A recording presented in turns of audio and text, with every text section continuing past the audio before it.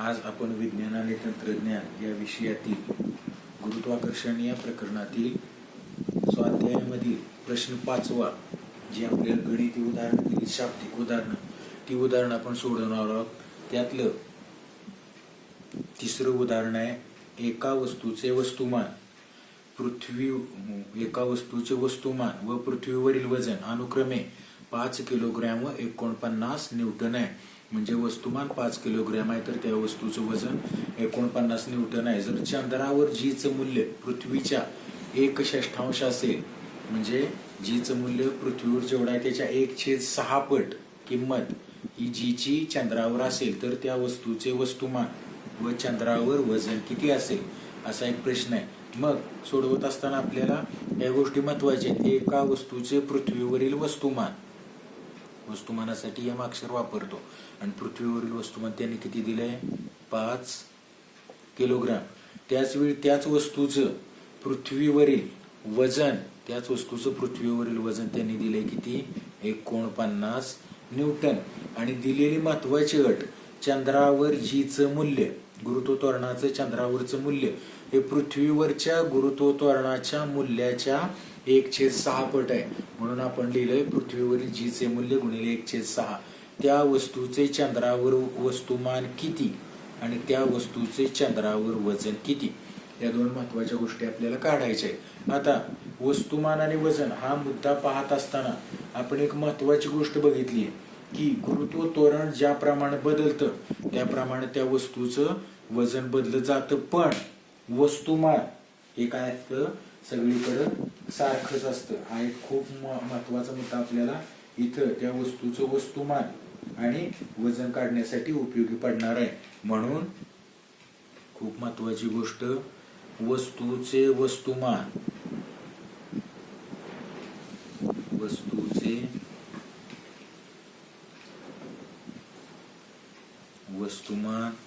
सगळीकडे सारखे असते. वस्तूचे वस्तुमान सगळीकडे सारखे असते आणि ह्या गुणधर्माचा वापर करून आपण त्या वस्तूचं चंद्रावरचं वस्तुमान काढणार आहे. आता वस्तूचं वस्तुमान सगळीकडे सारखं म्हणजे ध्रुव असू देत, विषुववृत्त असू देत किंवा पृथ्वीच्या पृष्ठभागापासून उंची किती असू देत, ते इतर कोणत्याही बाबीवर अवलंबून नसतं. म्हणून वस्तूचं पृथ्वीवरचं जे वस्तुमान आहे, बघा बरं का, वस्तूचे पृथ्वीवरील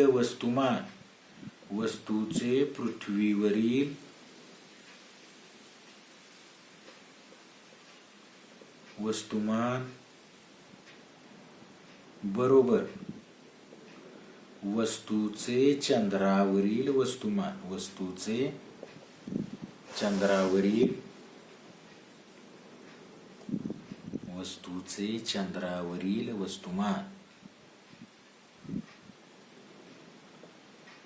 हा संबंध आपल्यासाठी खूप महत्वाचा आहे. मग वस्तूचे पृथ्वीवरील वस्तुमान त्यांनी दिले किती, 5 किलोग्रॅम. ते वस्तुमान किती आहे, 5 किलोग्रॅम बरोबर आपल्याला म्हणता येईल वस्तूचे चंद्रावरील वस्तुमान म्हणजे जेवढं पृथ्वीवर आहे तेवढंच काय असेल ते चंद्रावर पण असेल. आणि म्हणून पहिल्या प्रश्नाचं आपल्याला उत्तर मिळेल. म्हणून त्या वस्तूचे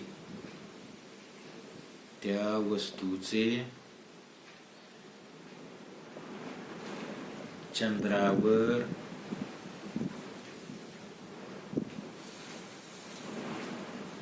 वस्तुमान 5 किलोग्रॅम आहे किंवा 5 किलोग्रॅम असेल, बरोबर. आता हा झाला पहिला प्रश्न. दुसरा प्रश्न त्यांनी विचारलाय, चंद्रावर जीचे मूल्य पृथ्वीवरील जीच्या मूल्याच्या 1/6 पट आहे. आणि मग असं जर असेल तर त्या वस्तूचं चंद्रावरचं जे वजन आहे ते वजन पण पृथ्वीवरच्या वजनाच्या 1/6 पट असणार आहे. आणि मग दिलेल्या अटीनुसार आपण काय म्हणणार आहे,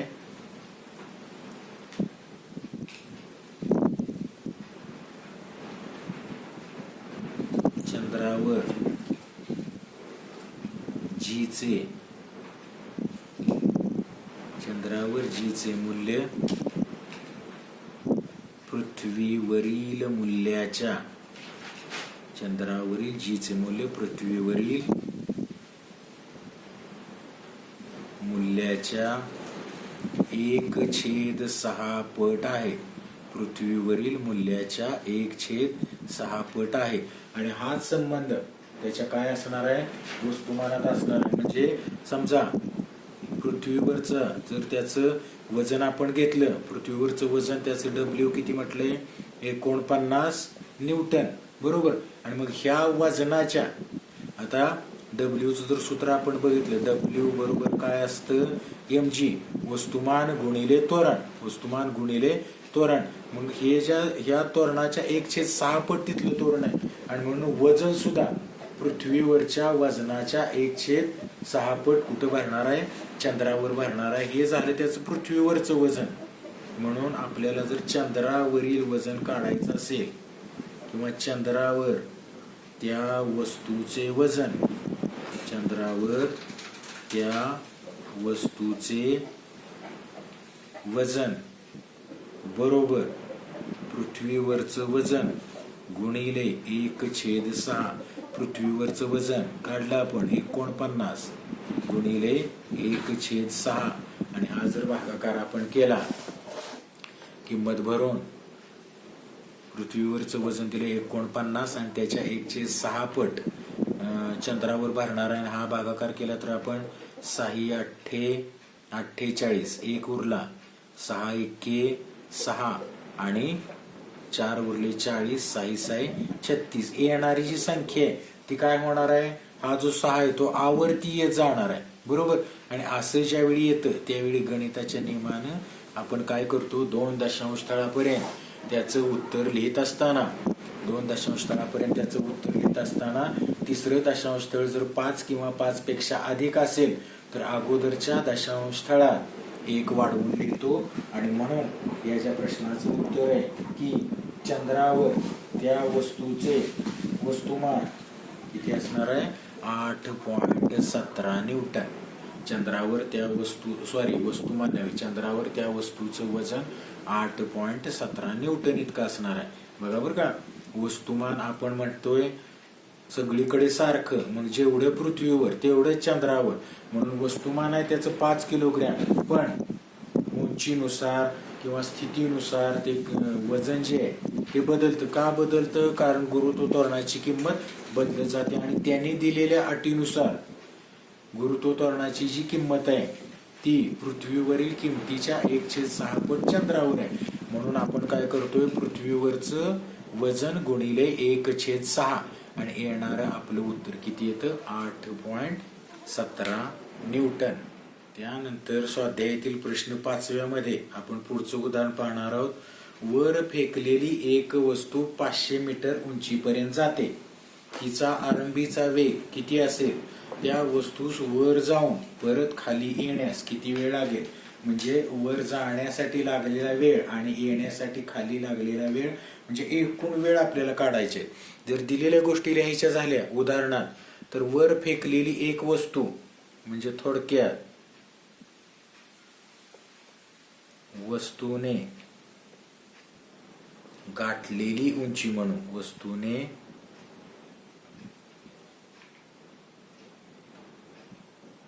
गाठलेली उंची. आता उंचीसाठी अक्षर आपण वापरतो h, पण या ठिकाणी ते विस्थापन आहे म्हणून आपण s घेतोय. आणि तो आपल्याला किती दिलाय, 500 मीटर, बरोबर. विचारलाय तिचा आरंभीचा वेग किती असेल. वस्तूचा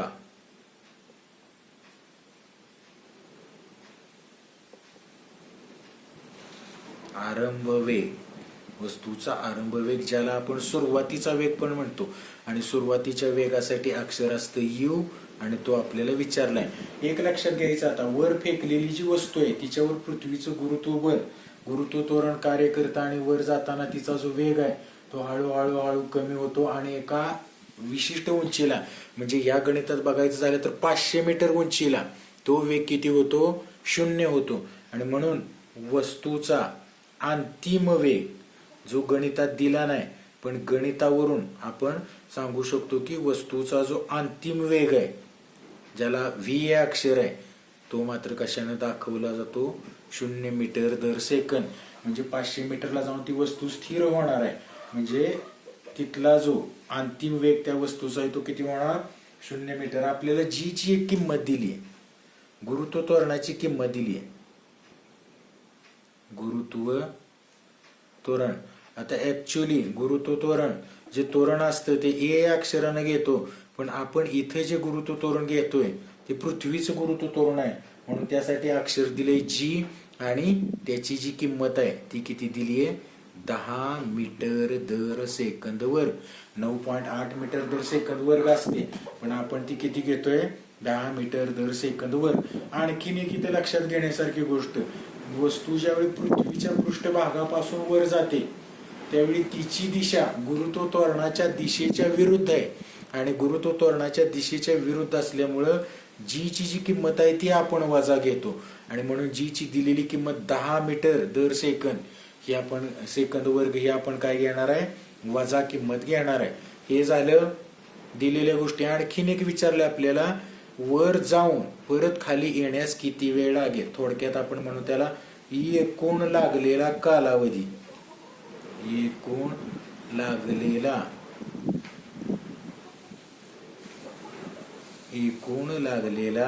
कालावधी म्हणजे टोटल टाइम. वस्तू वर जाणं आणि परत वस्तू खाली येणं हा आपल्याला विचारलाय किती.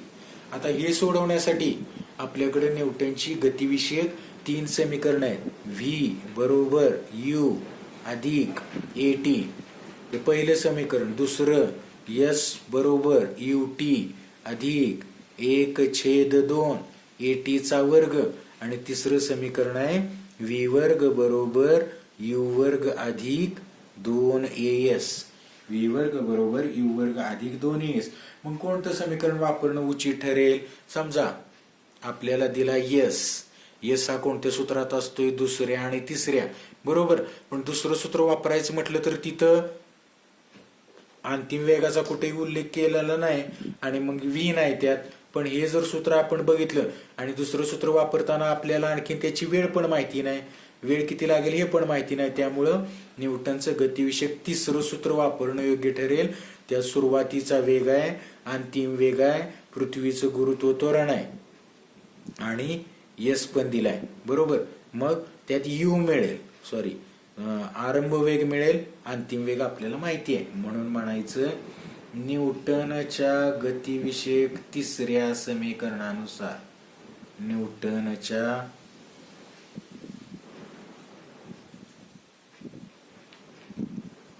गतिविषयक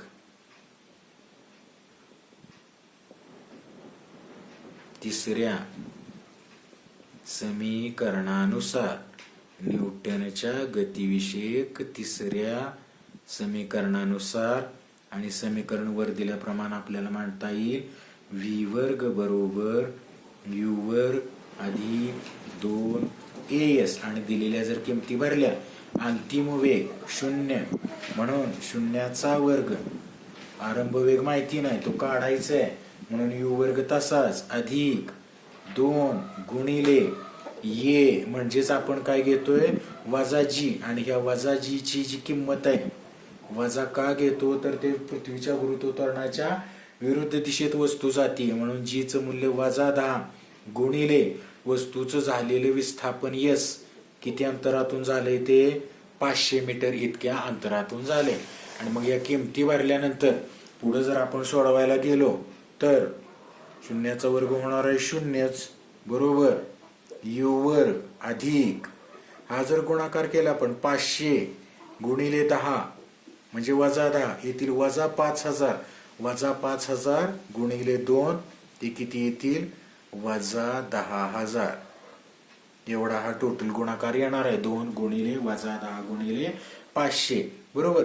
आणि कंसाच्या बाहेर आपल्याला माहिती आहे, कंसाच्या बाहेर ज्यावेळी वजा चिन्ह असतं त्यावेळी जी आतली चिन्ह आहे ती आतली चिन्ह आहे तशीच राहतात, म्हणून 0 बरोबर यू वर्ग वजा किती येणार? हे 10,000. आणि ह्यातच जर आपण यू वर्गाची किंमत काढायची झाली म्हणजे वजा 10,000, जर बाजू बदलून जाणार असतील तर ते ऋणचे काय होतील, धन. आपल्याला यू वर्गाची किंमत एवढी आली. या पुढच्या पायरी जर आपण म्हटलं दोन्ही बाजूचं वर्गमूळ काढून, तर यू वर्गाचं वर्गमूळ होईल यू आणि 10,000चं वर्गमूळ आपल्याला काढता येईल 100 आणि तो वेग आहे म्हणून मीटर दर सेकंद. वर्गमूळ काढण्याची सोपी पद्धत तुम्हाला माहिती असेल. काय, वर्गमूळ काढत असताना एक वर जेवढी शून्य आहेत त्याच्या निम्मी शून्य करून तिथं लिहितात आणि म्हणून एक वर 4 शून्य आहेत म्हणून वर्गमूळ काढताना आपण त्याची 2 शून्य लिहितोय. म्हणून पहिल्या प्रश्नाचं आपल्याला उत्तर मिळेल वस्तूचा आरंभीचा वेग. वस्तूचा आरंभ वेग म्हणा किंवा आरंभीचा वेग म्हणा, कसंही म्हणा, वस्तूचा आरंभीचा वेग आणि तो किती आहे, 100 मीटर दर सेकंद. वस्तूचा आरंभीचा वेग आहे 100 मीटर दर सेकंद. आता पुढच्या प्रश्नाचं उत्तर की त्या वस्तूस वर जाऊन परत खाली येण्यास किती कालावधी लागेल. आता आपल्याकडे एस आहे, यू आहे, ए आहे आणि मग टी काढायचंय. म्हणून जर आपण न्यूटनचं गतिविषयक दुसरं समीकरण किंवा ह्याच्याही पेक्षा आणखीन सोपं आपल्याला काय जाईल, न्यूटनचं पहिलं गतिविषयक समीकरण जरी वापरलं तरी तो आपल्याला काय मिळू शकेल, टी मिळू शकेल. आणि म्हणून न्यूटनच्या गतिविषयक पहिल्या समीकरणानुसार सूत्र लिहिलं आपण व्ही बरोबर यू अधिक ए टी. आपल्याला माहिती आहे अंतिम वेग आहे किती, 0. त्याचा सुरुवातीचा वेग किंवा आरंभ वेग आत्ताच आपण समीकरण 1 मध्ये काढलाय 100 अधिक ए म्हणजेच आहे जी आणि जी ची किंमत ही निगेटिव्ह आहे म्हणून आपण कंसात टाकतोय वजा 10 गुणिले टी. बरोबर. जे 100 अधिक आहेत शून्याच्या बाजूला गेलं तर ते काय होणार, 0 वजा 100 म्हणजेच वजा 100 बरोबर वजा 10 टी. आणि म्हणून टी ची जर आपण किंमत काढली, बघा बरं का, म्हणून टी ची जर आपण किंमत काढली तर वजा 100 छेद वजा 10 आणि अंश पण ऋण छेद पण ऋण म्हणून येणारं उत्तर धन आणि दाई दाई 100. म्हणून 10 सेकंद हा कालावधी पण एका बाजूचा आहे. हा कालावधी काय आहे, एका बाजूचा. म्हणजे त्या वस्तूस वर जाण्यास लागलेला वेळ 10 सेकंद आहे पण आपल्याला वर जाणं आणि खाली येणं हा विचारलाय. म्हणून आपण काय करणार आहे, एकूण लागलेला कालावधी बरोबर इथं लिहितोय एकूण लागलेला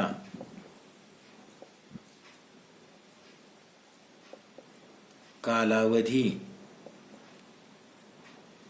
बरोबर 2 गुणिले टी. टी हा एका बाजूचा वेळ आहे लागलेला पण आपल्याला जाण्यासाठी आणि येण्यासाठी लागलेला वेळ काढायचा आहे. म्हणून 2 गुणिले टी किती आलाय, 10 आणि 10 गुणिले 2 येतात 20 सेकंद. म्हणून हे आपल्या दुसऱ्या प्रश्नाचं उत्तर असेल की त्या वस्तूस वर जाऊन परत खाली येण्यास किती वेळ लागेल, तर त्या वस्तूस वर जाऊन पुन्हा खाली येण्यास 20 सेकंद इतका वेळ लागेल. एका बाजूनं 10 सेकंद तर जाणं येणं असा मिळून तो किती होईल, 20 सेकंद. इथं जर म्हणायचं असेल किमती आपण कुठून घेतल्यात तर ही जी किंमत 100 घेतली तर ती आपण समीकरण 1 वरून घेतली हे आपल्या लक्षात यावं. याप्रमाणे काय होईल, त्या वस्तूचा आरंभ वेग आणि त्या वस्तूचा लागलेला एकूण कालावधी आपल्याला काढता येईल. त्यानंतर आपण स्वाध्याय मधील प्रश्न 5व्यातील पुढचं उदाहरण पाहणार आहोत. दिलेलं उदाहरण काय बघा, एक चेंडू टेबलावरून खाली पडतो व 1 सेकंदात जमिनीवर पोहोचतो. जी बरोबर 10 मीटर दर सेकंद वर्ग असेल तर टेबलाची उंची व चेंडूचा जमिनीवर पोहोचतानाचा वेग किती असेल. आता याच्यावरून आपल्या हे लक्षात यायला पाहिजे, वस्तू ज्यावेळी विरामावस्थेतून गतिमान होते त्यावेळी त्या वस्तूचा सुरुवातीचा वेग हा नेहमी किती असतो, शून्य असतो, म्हणजे आरंभ वेग शून्य असतो आणि आरंभ वेगासाठी अक्षर आपण वापरतोय यू. म्हणून दिलेल्या गोष्टींमध्ये चेंडूचा आरंभ वेग, कारण तो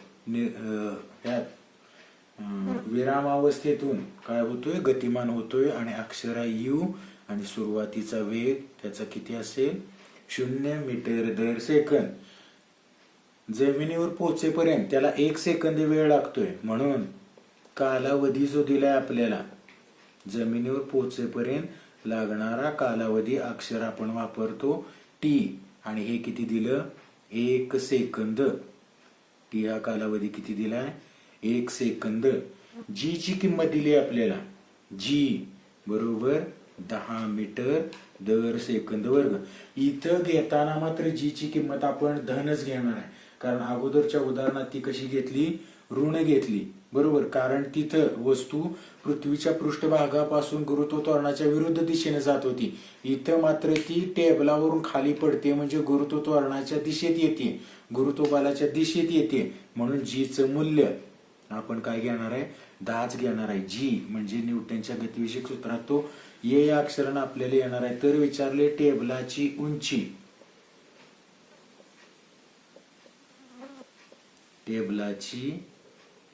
उंची, अगोदरच्या गणितात बघितल्याप्रमाणे उंचीसाठी जरी आपण एच हे अक्षर वापरत असू तरी पण एच म्हणजे त्याचं झालेलं काय आहे, विस्थापन, आणि विस्थापन आपल्याला काढायचं आहे. म्हणून टेबलाची उंची म्हणजे त्या चेंडूचं झालेले विस्थापन आहे. आणि चेंडूचा जमिनीवर पोहोचतानाचा वेग किती असेल, म्हणजे चेंडूचा अंतिम वेग पण आपल्याला काढायचा आहे. चेंडूचा अंतिम वेग आणि अंतिम वेग ज्याला आपण फायनल व्हेलॉसिटी म्हणतो, अक्षर व्ही वापरतो, आणि तो पण आपल्याला विचारलाय किती. मग अगोदर आपण बघितल्याप्रमाणे न्यूटनची 3 गतिविषयक समीकरण आहेत आपल्याकडे. व्ही बरोबर यू अधिक टी पहिलं, एस बरोबर यू टी अधिक 1/2 टी वर्ग हे दुसरं, आणि व्ही वर्ग बरोबर यू वर्ग अधिक 2as हे न्यूटनचं गतिविषयक तिसरं समीकरण आहे. आणि मग ह्यात आपल्याला चेंडूचा आरंभ वेग माहितीये, यू माहितीये, कालावधी माहितीये, यू माहितीये, कालावधी माहितीये, त्वरण माहितीये.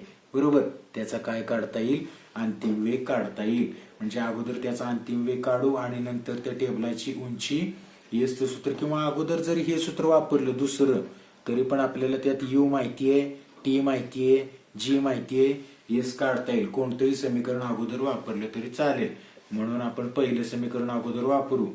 न्यूटनच्या गतिविषयक पहिल्या समीकरणानुसार, न्यूटनच्या गतिविषयक पहिल्या समीकरणानुसार, न्यूटनच्या गतिविषयक पहिल्या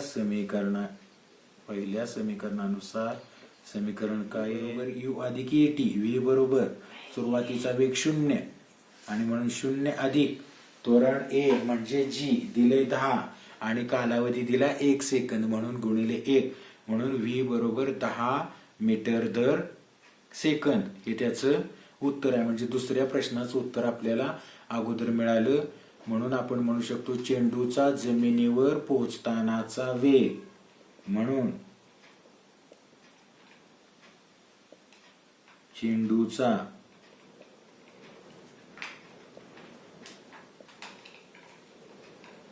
जमिनीवर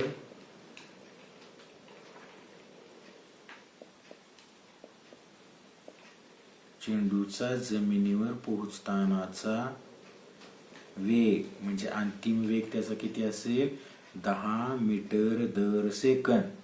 10 मीटर दर सेकंद. त्यानंतर पुढचा जो प्रश्न आपल्याला विचारलाय किंवा त्याच्या अगोदरचा जो प्रश्न विचारलाय, टेबलाची उंची किती. आता उंची जरी आपण त्याला म्हटलो तर ते ऍक्च्युअली टेबलाची उंची नसून त्या चेंडूचं झालेलं विस्थापन आहे. म्हणून न्यूटनच्या गतिविषयक दुसऱ्या समीकरणानुसार न्यूटनच्या गतिविषयक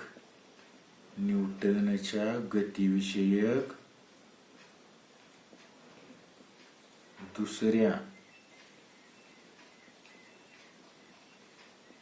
समीकरणानुसार दुसऱ्या समीकरणाला आपण विस्थापन काल संबंध समीकरण असं पण म्हणतो. आणि मग ते समीकरण जे आहे एस बरोबर ut अधिक 1/2 at चा वर्ग. एस आपल्याला काढायचा आहे आणि एस आपल्याला काढायचा आहे म्हणून एस बरोबर सुरुवातीचा वेग 0 गुणिले लागलेला कालावधी 1 सेकंद अधिक 1/2 गुणिले टी ची किंमत 10 गुणिले टी जो आहे तो टी पुन्हा 1 आहे आणि 1 चा वर्ग, याप्रमाणे ते म्हणता येईल. आणि मग हे जे आहे बे 1 बे 5 10 आणि हा जर आपण गुणाकार बेरीज जर केली 0 गुणिले 1 0 अधिक इथं 1 चा वर्ग येणार आहे 1 आणि 5 गुणिले 1 5 आणि 5 अधिक 0 म्हणजेच 5 मीटर. विस्थापन हे किती असेल 5 मीटर. म्हणून आपण म्हणू शकतो टेबलाची उंची म्हणजे त्या चेंडूचं झालेलं विस्थापन बरोबर किती असेल 5 मीटर असेल किंवा 5 मीटर आहे असं आपण म्हणू शकतो.